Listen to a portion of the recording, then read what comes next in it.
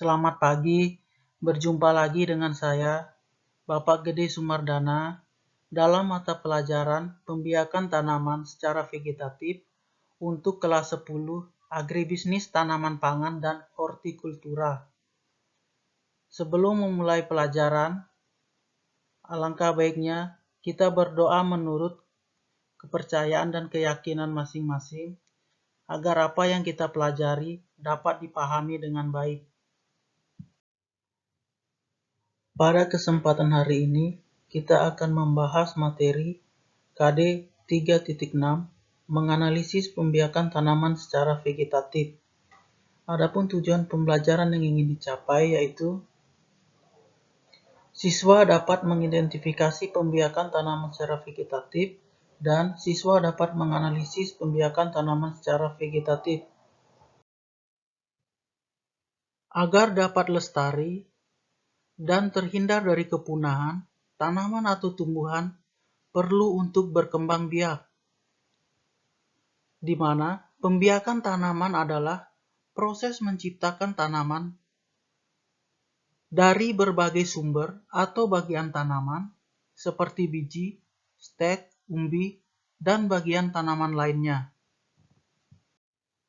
Pembiakan tanaman terbagi lagi menjadi dua, yaitu pembiakan tanaman secara generatif dan pembiakan tanaman secara vegetatif. Pembiakan tanaman secara vegetatif adalah proses perbanyakan tanaman dengan menggunakan bagian-bagian tertentu dari tanaman untuk menghasilkan tanaman baru yang sama dengan induknya. Pembiakan tanaman secara vegetatif terbagi lagi menjadi dua, yaitu pembiakan tanaman secara vegetatif alami, terjadi tanpa bantuan dari luar atau eksternal. Kemudian, secara vegetatif buatan terjadi karena adanya bantuan manusia. Pembiakan vegetatif secara alami dapat kita lihat pada gambar di samping. Pembiakan vegetatif secara alami terdiri dari tunas, umbi.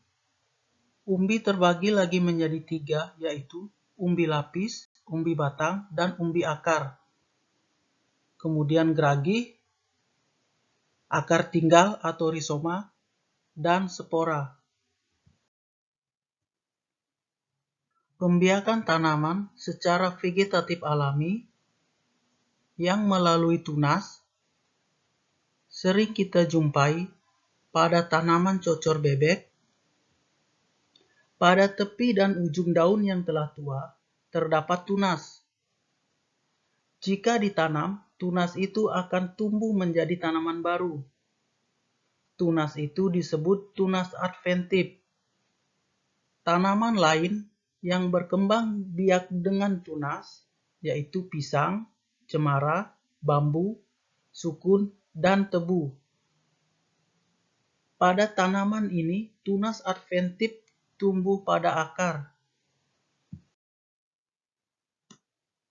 Pembiakan tanaman secara vegetatif alami berikutnya adalah umbi. Pernahkah kalian melihat umbi jalar yang ada tunasnya? Umbi ada yang berupa umbi batang, umbi akar, dan umbi lapis.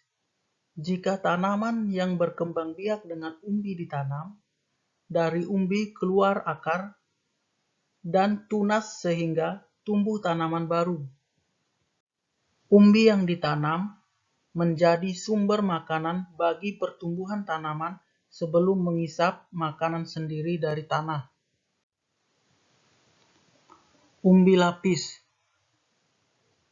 Contoh tanaman yang berkembang biak dengan umbi lapis adalah bawang bombay, bawang merah, bawang putih, bunga bakung, dan bunga tulip.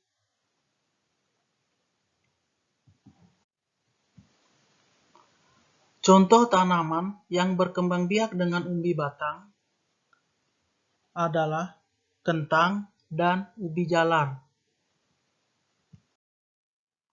Umbi yang berikutnya adalah umbi akar. Contoh tanaman yang berkembang biak dengan umbi akar, misalnya wortel dan bunga dahlia. Umbi akar merupakan akar yang berubah fungsi untuk menyimpan cadangan makanan, terutama berupa zat tepung. Ciri-ciri umbi akar yaitu tidak berbuku-buku, tidak mempunyai kuncup, dan tidak mempunyai mata tunas. Pembiakan tanaman secara vegetatif alami berikutnya adalah melalui geragi atau stolon. Geragi adalah batang yang tumbuh dan menjalar di permukaan tanah. Geragi tersusun atas ruas-ruas. Setiap ruas yang menempel pada tanah akan membentuk akar dan tumbuh tunas baru.